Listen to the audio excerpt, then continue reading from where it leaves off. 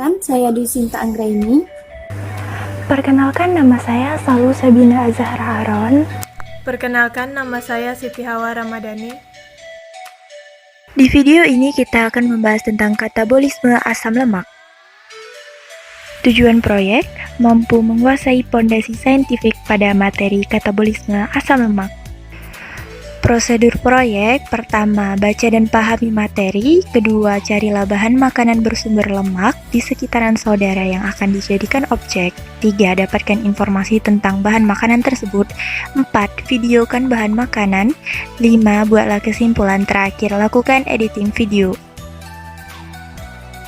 Dalam kimia, terutama biokimia, suatu asam lemak adalah asam karboksilat dengan rantai alkalik panjang, baik jenuh maupun tak jenuh.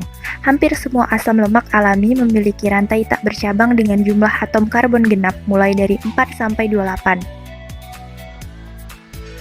Asam lemak biasanya diturunkan dari trigliserida atau fosfolipida. Asam lemak biasanya bersifat hidrofobik atau sukar terhadap air tetapi dapat larut dalam pelarut organik seperti klorofrom, eter, dan benzen. Unsur penyusunnya antara lain karbon, hidrogen, oksigen, fosfor. Asam lemak jenuh bersifat semakin stabil, tidak mudah bereaksi daripada asam lemak tak jenuh. Ikatan ganda pada asam lemak tak jenuh mudah bereaksi dengan oksigen atau mudah teroksidasi, sebab itu diketahui istilah bilangan oksidasi untuk asam lemak. Keberadaan ikatan ganda pada asam lemak tak jenuh menjadikannya mempunyai dua bentuk, yaitu cis dan trans. Semua asam lemak nabati alami hanya mempunyai bentuk cis, sedangkan asam lemak bentuk trans hanya dibuat oleh sisa metabolisme hewan atau diciptakan secara sintesis. Nah, terjadi polarisasi atom H pada bentuk cis sehingga mempunyai rantai yang melengkung. Sedangkan asam lemak trans mempunyai atom H yang berseberangan karena tidak mengalami efek polarisasi yang kuat dan rantainya tetap relatif lurus.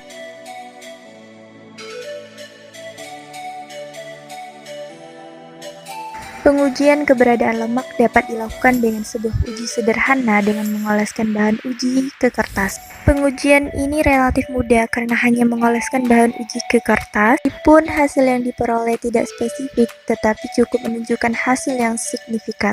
Apabila muncul noda transparan pada kertas, maka noda itu menjadi salah satu indikator keberadaan lemak dalam bahan uji. Hal ini disebabkan karena makanan yang mengandung lemak tidak dapat menguap atau mengering pada suhu kamar dan akhirnya meninggalkan bekas yang mengandung minyak yang tidak dapat diserap baik oleh kertas.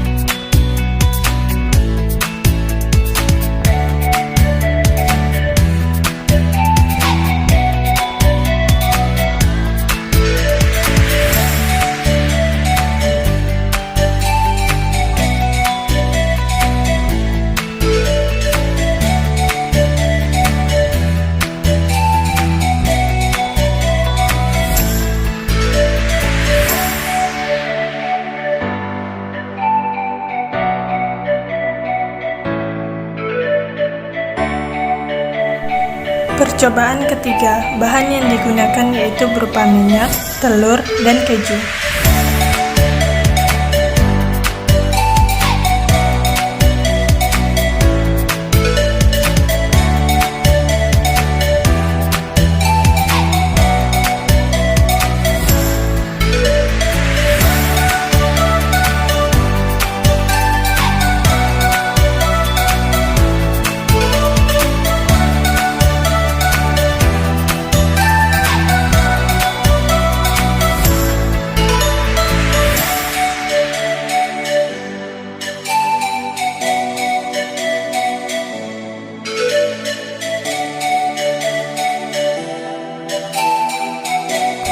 Hasil dari percobaan bisa kita lihat pada tabel berikut, di mana plus 2 akan menandakan bahwa bahan makanan tersebut mengandung banyak lemak dan plus 1 akan menandakan bahwa bahan makanan tersebut hanya mengandung sedikit lemak.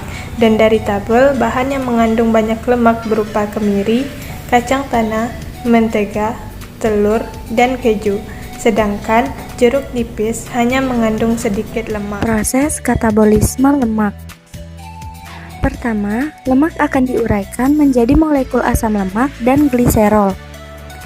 Kemudian, gliserol akan diubah terlebih dahulu menjadi gliseraldehid 3-fosfat atau pegal yang akan membentuk asam piruvat di dalam jalur glikolisis. Kemudian akan masuk ke dalam siklus Krebs dengan terlebih dahulu membentuk asetil-CoA. Sementara untuk molekul asam lemak akan melalui proses beta oksidasi membentuk asetil-CoA. Kemudian masuk ke dalam siklus Krebs.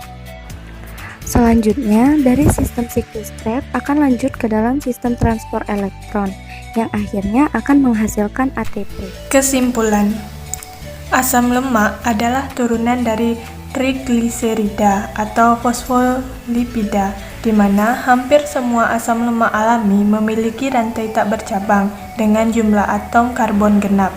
Jenis dari asam lemak berupa asam lemak jenuh dan asam lemak tak jenuh. Proses dari katabolisme asam lemak yaitu asam lemak mula-mula akan mengalami proses beta oksidasi sehingga menghasilkan asetil-CoA. Lalu asetil-CoA masuk ke dalam siklus Krebs dan dilanjutkan ke transport elektron dan dari sanalah dihasilkan ATP.